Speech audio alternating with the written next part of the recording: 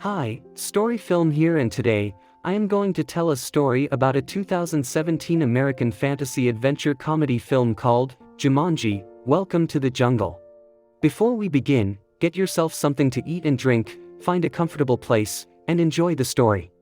The film opens with a man is running along the beach when he discovers a board game named Jumanji on it in the sand. He brings it home to his son Alex, but he has no interest in it because it's a board game when he has video games set in his room.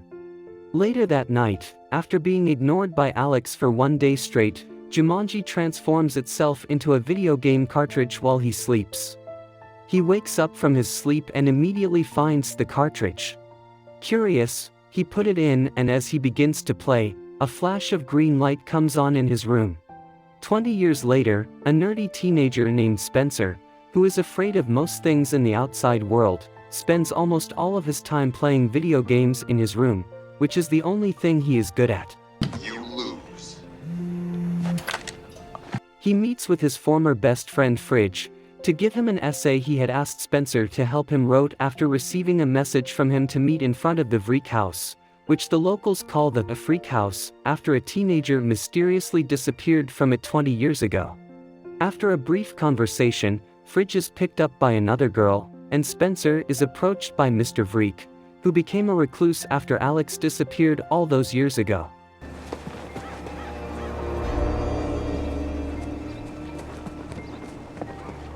At school, a self-absorbed girl named Bethany is having a video chatting with her friend during a quiz. Her teacher asks her to put the cell phone away, but when Bethany refuses, and that's detention. During gym class, Spencer notices a shy girl, Martha, who refuses to join the other students. The gym teacher tries to get Martha to join in, but she claims to see no point in it and then inadvertently insults the teacher's profession. And I personally don't want to waste it on being like a gym teacher. Which lands her in detention. Spencer is then called into the principal's office after it is discovered that Fridge has copied his essays. Although Spencer tries to defend Fridge, they both get detention. The principal makes the 4 students serve detention by removing staples from magazines. After a while, they find the Jumanji video game as a donated items. As boys usually do, Spencer and Fridge get ready to play, while Bethany and Martha reluctantly join in. After choosing their characters, they suddenly get sucked into the game. What the hell, man? Oh no.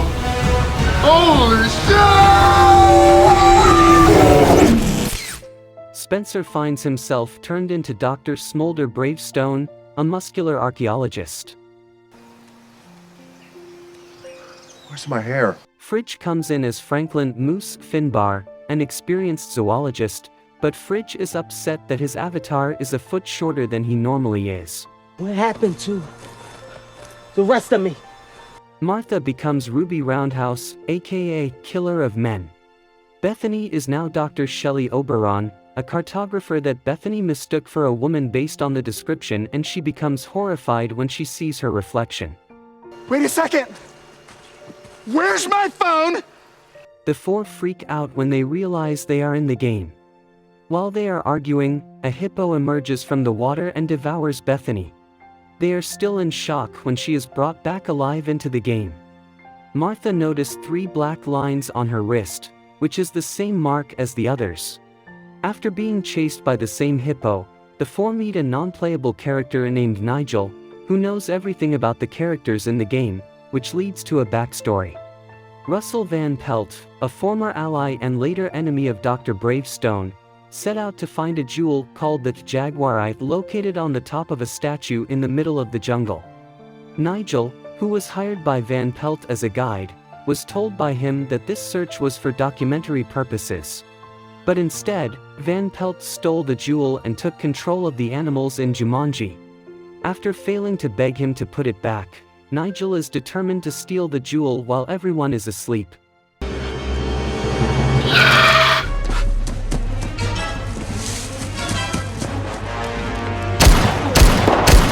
Right then, here you go.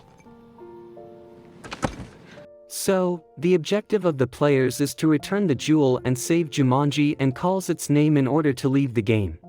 After getting a map and dropped off by Nigel, Spencer taps his chest and is shown a list of his, or rather Dr. Bravestone's abilities, which include climbing, super strength, and speed, while he has no weaknesses. Smoldering intensity. The hell are you doing? Ruby is a skilled fighter, but her weakness is poison. Dance fighting? Is it even a thing? Shelley is smart in cartography and paleontology and can read a hidden map, while Moose is physically useless but carries a backpack of weapons that belong to Bravestone, and one of his weaknesses is cake.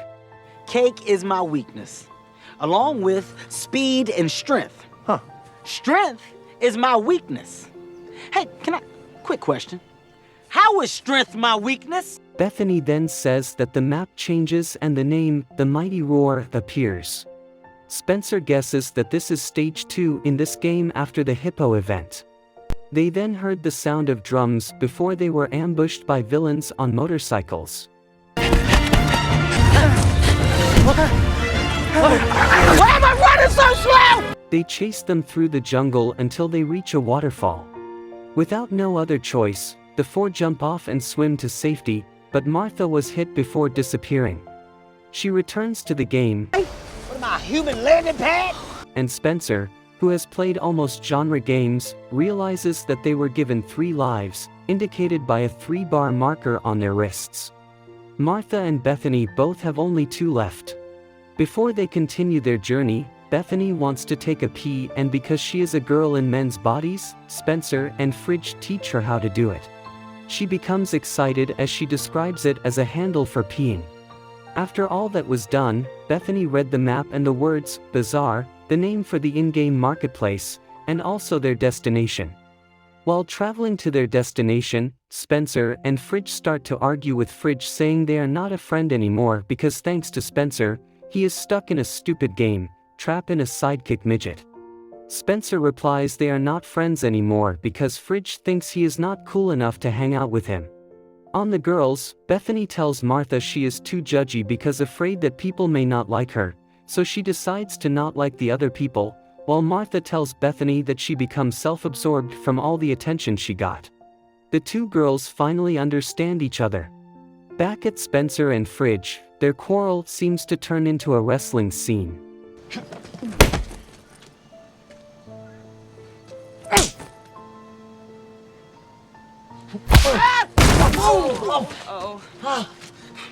Spencer fell during their fight, and as a result, he was brought back with 2 marks left.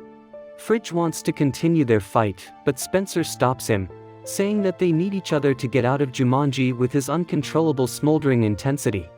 They continue the journey and end up in a bazaar where they search for the missing piece of the map, or that is what they think when Nigel gives them a torn map and tells them to find the missing piece in the bazaar. Fridge unknowingly eats pound cake, which was mistakenly by Bethany as bread. Bethany, you said this was bread. I guess it's been so long I forgot what it tastes like. How do you forget what?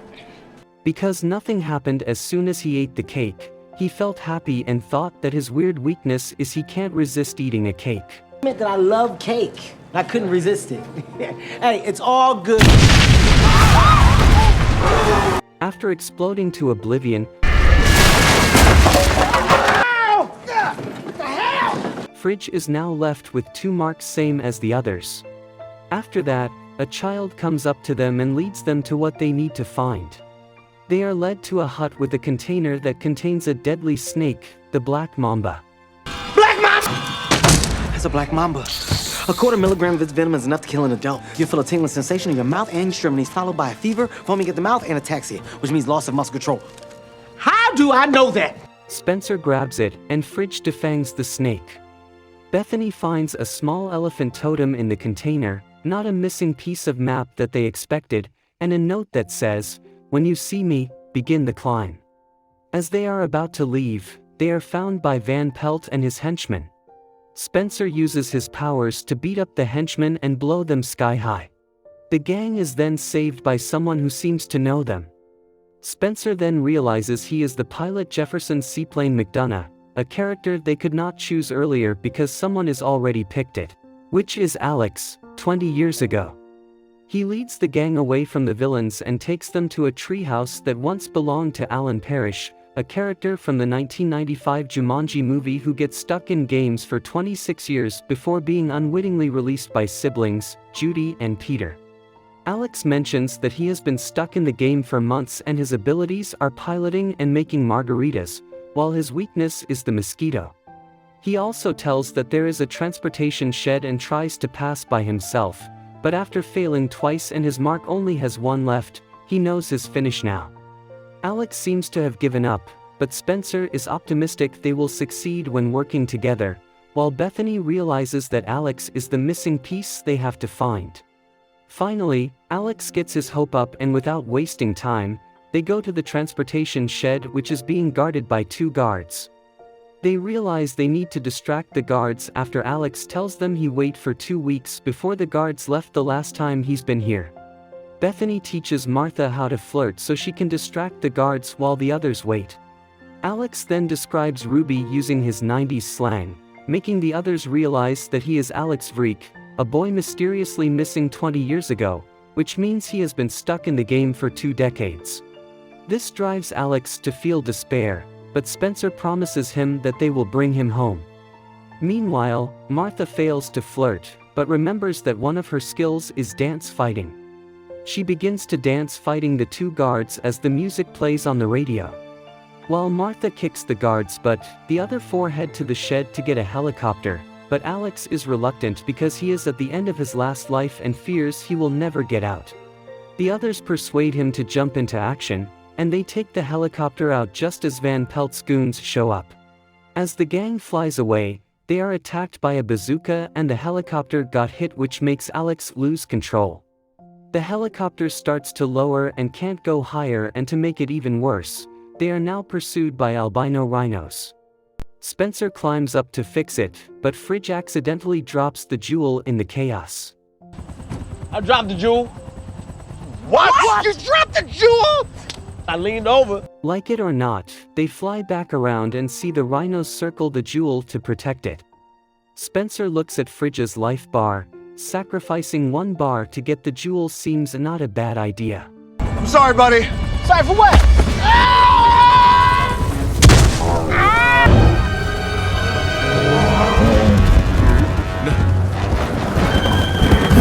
While the rhinos chase and trample Fridge, Spencer retrieves the jewel and prepares to capture Fridge, who will respawn at any moment.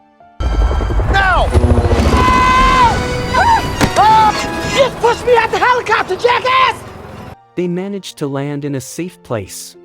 Fridge tells his experience under those rhinos' feet, which makes them laugh, while Alex expresses his happiness to reach far at this point before he gets bitten by a mosquito.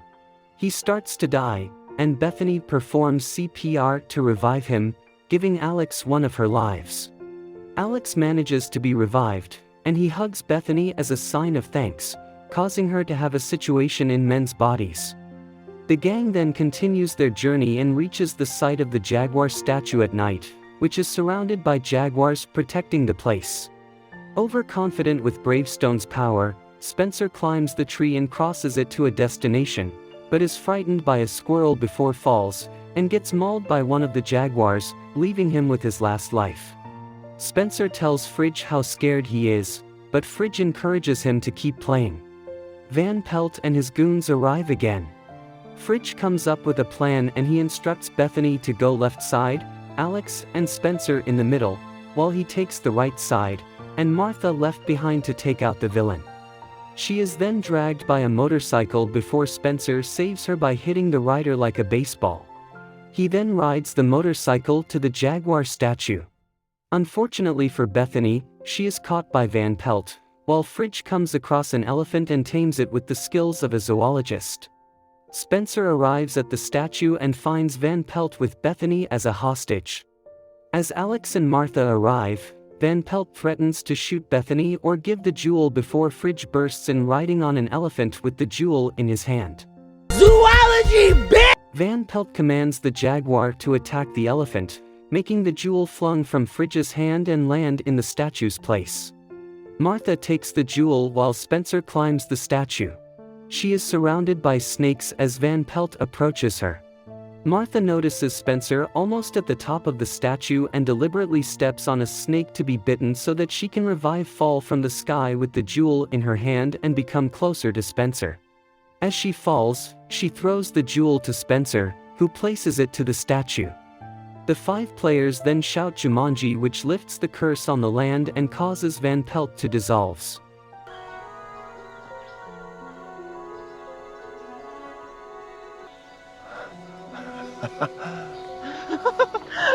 I think we did it. I think we won. Nigel returns to congratulate the players for completing the game. He shakes each other's hand, and send them back to the real world every time he does that. Spencer hesitates cause he likes to forever be the Rock, but returns as well. The 4 are back in detention, but Alex is not with them. They leave the school and walk away together. They then notice that the Vreek's house is no longer dilapidated, but is now covered with Christmas decorations.